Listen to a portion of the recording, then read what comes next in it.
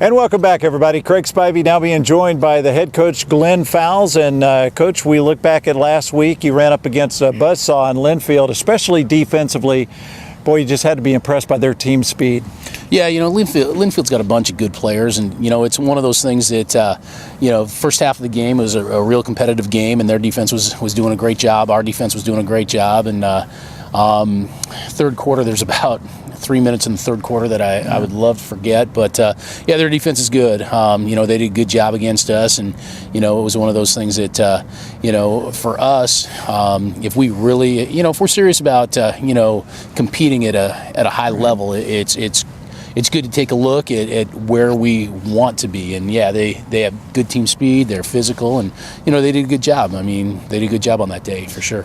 That comment that you just made kind of reminded me back several years ago after we went up against Wisconsin Whitewater, and you said to the team in here that, gentlemen, this is where we want to get to. Now you've seen what it looks like, and what it takes to get there, and it's kind of a similar feel after Saturday, wasn't it? Yeah, it was. It's one of those things that in the Whitewater game we were much more productive than that. It was just a depth issue, and with the Linfield game, it was there was some production that we didn't have, and like I say, our defense hung tough, and for as long as they could, and but it's one of those things that if like I said, offensively, if we want to be where we hope to be, we've got to be able to do a better job. So, and it was one of those things that we hope is a great learning experience. Let's on the defensive side here, especially looking at some of the production, and Ben Lyons just had an incredible game. He was in the backfield, and whenever I talk to any of the players about, mention Ben Lyons, the word animal is what always comes out. He just plays so hard, and he did it again Saturday, didn't he? Oh, absolutely. Ben had a heck of a football game, and, he was all over the place. He's got great speed. He's strong, and, a lot of times, he's not the biggest of guys, which but a lot of times guys underestimate him as far as his quickness and his strength, and he really did a great job, pursuing, being fast, getting rid of the first blocker. He did a lot of things really, really well. He had a heck of a football game. Another area that we really haven't talked about that much is Taylor Wyman and his punting and kicking ability, and he hung a couple of really nice punts that put them down deep, and he's slowly really becoming a weapon on special teams, isn't he? Yeah, he is. He's improving every week, which is good, and for Taylor, it's one of those things that he wasn't really a kicker punter type guy, and he's evolving into a guy that can really punt well, and the more reps that he gets and the longer he does it, the better he gets at it. So he's a guy that when he booms him, man, it looks really, really good, and he's an athletic guy back there, so if something does go wrong, he has the ability to adjust for it. But Taylor is improving each week on the punting department. Pacific Boxers coming up, and this time we saw them earlier, but this is a conference game now, and it's at their place. Does anything carry over from that earlier game? It seems like it was almost like last year when we played them, but scored 51 points for 6 turnovers in that game.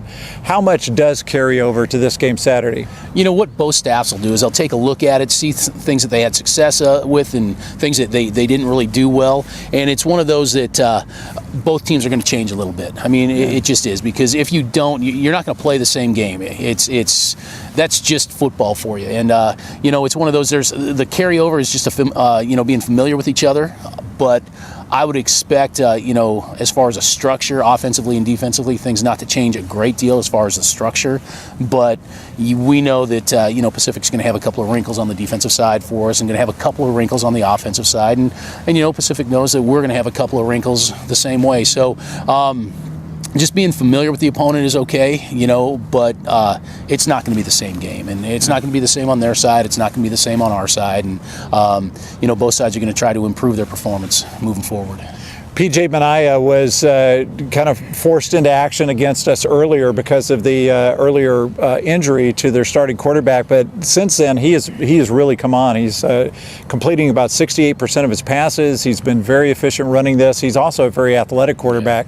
So much more experienced P.J. Minaya you're going to see on Saturday. Absolutely, and he had a heck of a day last week. So it's one of those that, when we knew we were preparing for him the first time, we knew he was a guy that moved around a little bit more. And now, it's one of those that he still has that threat, but he's throwing the ball really well. And, it's one of those things that his game has improved a great deal from the time that we first played him to now. He's on a roll, and, I'm sure he's playing with a lot of confidence. So that does, that does adjust some things. We have to be able to take care of that. But yeah, he like you said, he's really improving real well. He had a heck of a game against Lewis and Clark, and he's gonna cause some trouble. We got some great quarterbacks in this league. Oh, absolutely. And what have you seen from Pacific defensively since game one that you've seen when you look at their film now? Well, what they do now is they're finishing. In the first time we played, they were close on some things, right, and now they're finishing it. They're improving throughout the season, so they're finishing plays. And what I mean by that is, there's some plays that were close, and we may have got the benefit of the doubt. Well, they're closing better, they're finishing better, so they're doing a much better job that way. As far as for us. The way that they've improved from that point to now, you watch the Lewis and Clark game and they finish everything. So they've really done a real good job bringing the guys along, and it's one of those that they're going to be hungry and they're going to be ready to go. And like you said, they've improved a lot over the last few weeks. So I know Keith's going to have those guys ready to roll on this one for sure. Speaking of finishing, a couple of rough weeks here for the Bearcats, but you get to finish up strong here with 2 more games in the Northwest Conference here. And the message to your kids about finishing strong to this game, starting with Pacific here, what are you looking for to kind of close the deal here? Everybody wants to finish on a high note. It's one of those things. And what's in our control? What's in our control this week is to go out and win the week against Pacific. That's within our control. In order to do that, we have to play a heck of a lot better than we played, on Saturday. That's just the way it is. I mean, we won't finish strong if we perform that way again. So, the focus this week is again attention to detail, assignment, pad level, all the fundamentals of football that people talk about. We need to get better at because it wasn't our best day.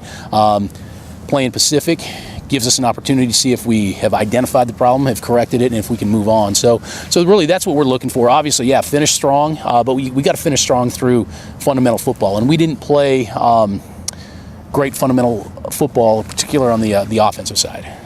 From Forest Grove, the Pacific Boxers, next up for the Bearcats. For Glen Fowles, I'm Craig Spivey. Thanks for joining us on FullAccessSports.com.